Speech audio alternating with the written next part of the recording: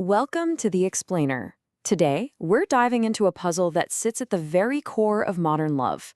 I mean, think about it. We expect one person to be our rock, our best friend, our source of security, everything an entire village used to provide. But then, we also demand that same person bring the adventure, the mystery, the passion. So the real question is, how do we hold on to the person we love without accidentally killing their desire in the process? This poem is actually over 100 years old, but it just hits the nail on the head for today's dilemma. We work so hard to build these safe, comfortable domestic lives, these beautiful cages, you could say, and then we're shocked when the wild animal of desire starts to fade. This is exactly the conflict that psychotherapist Esther Perel explores in her incredible book, Mating in Captivity. And we're going to unpack her biggest ideas for you. So here's the game plan for this explainer. First, we're going to pull apart the difference between love and desire, because they're not the same thing. Then we'll get into the whole paradox of intimacy. After that, we'll challenge some big ideas about fairness and equality in the bedroom. And finally, we'll talk about how you actually bring that excitement, that eroticism, back home. All right, first things first. We have to get our heads around this fundamental clash between two of our most powerful human needs.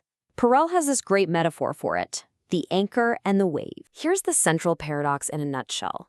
Love is our anchor. It wants to pull things closer. It thrives on safety, on knowing, on familiarity. It wants to close the gap. But desire? Desire is the wave. It needs space. It needs mystery, a little bit of unknown, a gap to cross. And here we are asking one person to be both our steady anchor and a thrilling, unpredictable wave. It's a huge ask, and it's no wonder so many of us feel the strain. This quote from one of Perel's clients, Adele, just says it all, doesn't it? I mean, you can feel her frustration. She loves her husband, Alan. He's a good guy. He's dependable. He loves her so much he cooks her favorite meal every single Sunday. It's the definition of comfort and security. But it's not exactly inspiring.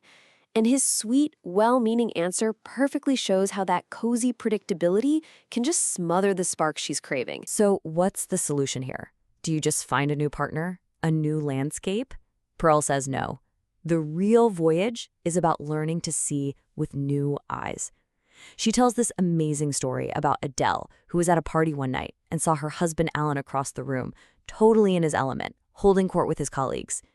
And for just a second, she saw him not as her predictable husband, but as this separate, confident, attractive man. That little bit of distance was all it took to see him with new eyes and feel that spark of desire come rushing back. This whole idea of distance and seeing with new eyes, it leads us down a really interesting, kind of counterintuitive path. It makes us ask a question that goes against almost everything we've been taught about modern relationships. Is it possible to be too close for good sex? I mean, this is the holy grail of modern relationships, right? The formula we're all given. Become best friends, share everything, communicate constantly, be completely transparent, and amazing, passionate sex will just naturally happen as a result. But Perel's work forces us to stop and really question if that's true. And the answer she finds is not always. In fact, sometimes it's the exact opposite. Perel sees it over and over in her practice.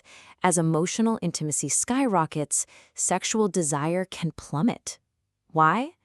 Because that modern mandate for total fusion, for no secrets, for becoming one, it can actually kill the erotic tension. It's like you've become so close, there's no space left, no air for the fire to breathe. Wow, just listen to what a client named Candace once told her husband Jimmy. They were a perfect couple on paper, best friends, super affectionate, they told each other everything, but they had zero sex life. And her comment just cuts right to the heart of the paradox. The very thing that made their relationship so safe and loving, that absolute closeness, was precisely what was killing her desire for him. The mystery, the separateness, was gone. So what did Perel do? She gave them this totally radical, almost shocking instruction. She told them to stop all the casual, affectionate touching.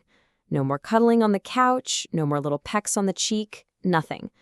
The goal was to deliberately create a void, to shake up their comfortable, sexless routine. And by creating that distance, they suddenly made space for desire to rush back in. It gave Candace the room she needed to actually want him again, and it gave Jimmy the thrill of feeling wanted. Okay, on to our third section. And this is where things get even more provocative, because now we're going to talk about the clash between our most important social values, things like fairness and equality, and the wild, untamed nature of our own fantasies. This quote absolutely nails it. In our day-to-day lives, we believe in a certain code, respect, consensus, equality. But our erotic minds, they don't always play by those rules. They live in this lawless, untamable landscape. And the thing is, that's not a flaw to be fixed. It's just a different part of us. Just look at the contrast here. Our relationship ideals are all about equality, compromise, and safety. But the world of eroticism for so many people is energized by the exact opposites. Things like power dynamics, giving and taking, playful aggression, and risk. Perel's point is that eroticism is a space for play. It's a kind of theater where we can safely explore parts of ourselves that don't fit into our polite, everyday roles. We get stuck when we try to apply the democratic rules of the living room to the bedroom. The erotic imagination just isn't built that way. So we've gone through the big conflicts. We see the issues. Now, in our last section, we're going to shift our whole way of thinking. This isn't about finding a quick fix. It's about adopting a totally new perspective. And this is it, right? This is the question everyone is asking. Okay, I get it. I see the problem. So just tell me how to fix it. Give me the checklist, the 5 steps to better sex. We want to treat it like a problem we can solve. But here's Perel's most powerful idea. You don't fix desire. It's not a leaky faucet you can just repair with the right tool. Desire isn't a problem to be solved or a task to be scheduled between soccer practice and paying bills. It's a space you have to enter, a mindset. And that mindset is all about freedom, imagination, and above all, play. One of her key concepts for creating this space is what she calls inviting the third. Now, let's be crystal clear. This has nothing to do with cheating or opening up your relationship. It's a psychological move.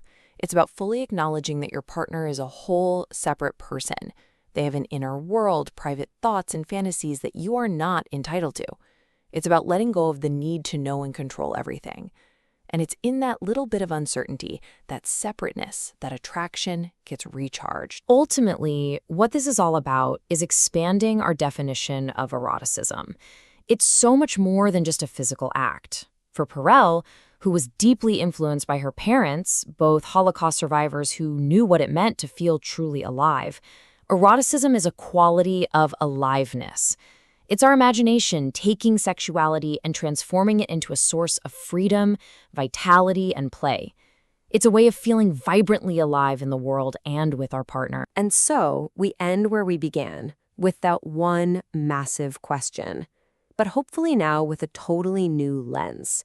Is it possible to want what we already have? Perel's work screams yes, but only if we're brave enough to live with a little paradox.